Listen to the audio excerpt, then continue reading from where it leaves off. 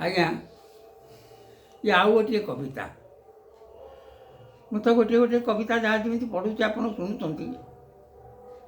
ତେବେ ଏ କବିତାଟି ସ୍ତ୍ରୀ ସହିତ କଥାବାର୍ତ୍ତା ବେଳେ ଯେଉଁ ଘଟଣା ଘଟିଛି ତାରି ଉପରେ ଏ କବିତାଟା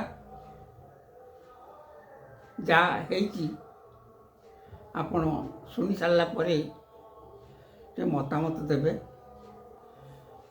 ସେଇ ଟିକେ ତ ମୋର ପ୍ରାପ୍ୟ ନା। ଆଉ ଆପଣଙ୍କୁ ବହୁତ ଧନ୍ୟବାଦ। ଆପଣ ଆଗରୁ ସବୁ ମତାମତ ଦେଉଛନ୍ତି। ସେମିତି ମତାମତ ଦେଲାବେଳେ ଠିକଣା ଟିକେ ଦେଉଥିବେ। ମୁଁ କବିତା ପଢ଼ୁଛି।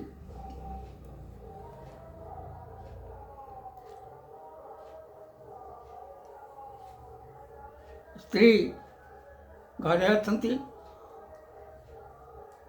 ସେ ସ୍ୱାମୀକି କହୁଛନ୍ତି, ଶୁଣୁଛ ନା, ଦେଖା ହେଲେ କି?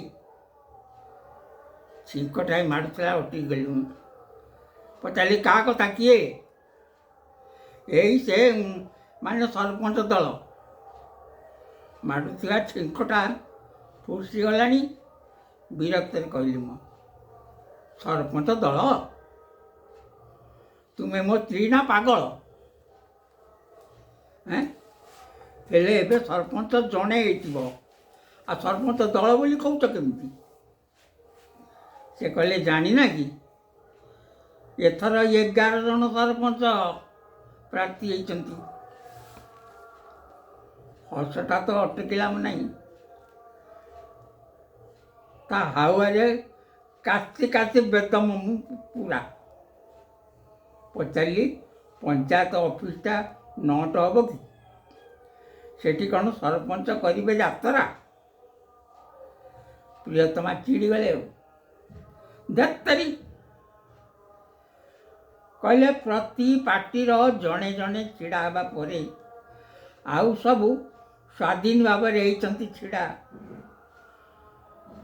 କହିଲି, ମୁଁ ଜାଣିନା ଗୋ ପ୍ରିୟତମା, ଭୋଟ ବେପାର ଏଟା, ଜନତାର ସେବା ନୁହେଁ। ପାର୍ଟିରୁ ବହୁଛି ନାଳ, ଖାଲି ନୋଟ ବିଡ଼ା।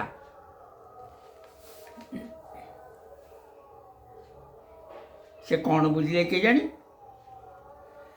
ପ୍ରିୟତମା ମୋ ଘରମଣି ଗାମୁଛାଟା ବଢ଼େଇ ଦେଇକି କହିଲେ, ନାଳଟାକୁ ପୋଛି ଦିଅ, ବୋଇ ପଡ଼ିଲାଣି। ମନ ହେଲା ମୁଣ୍ଡଟାକୁ ପିଟି ଦେମି କି? ଆରେ ଏ ଲୋକଟା ମୋ ନାଳ କଥା କେମିତି ବୁଝିଲା? କହିଲି ତା ନୁହେଁ, ଇଏ ପରା ଇଲେକ୍ସନ ବେଳ। ନାଳ ମାନେ ଭୋଟର ଝାମେଲା, କିଣା ବିକା, ଉଠା ବସା, ଆଡ଼ରୁଷା, କାନ ପାଖେ ପଶୁ ପଶୁ କଥା, ଏ କୁହାକୁହି ହେବେ। କିଏ ନେବେ, କେତେ ନେବେ, ନେବେ ପୁଣି ଦେବେ କି ନ ଦେବେ। ମାଇପି ମୁଣ୍ଡରେ କିଆଁ ଏତେ କଥା କେମିତି ବୁଝିବେ? କହିଲି ଗୋ ପ୍ରିୟତମା, ସେ କଥାରୁ ଆମକୁ ମିଳିବ କ'ଣ? ବଡ଼ି ପୋଡ଼, ଖାଇବା ପଖାଳ। ଯେତେ ଯିଏ ଆସୁଥିବେ ମିଠା କଥା କହୁଥିବେ, ନାସ୍ତିବାଣୀ ନ ଶୁଣାଇ ଆଁ କହୁଥିବା। ସରପଞ୍ଚ ଯିଏ ହେବେ ସେ ଗୋପରେ ବଢ଼ୁଛି। ସିଏ ଚତୁର ଜୀବନ ଧନ ନନ୍ଦର ଦୁଲା।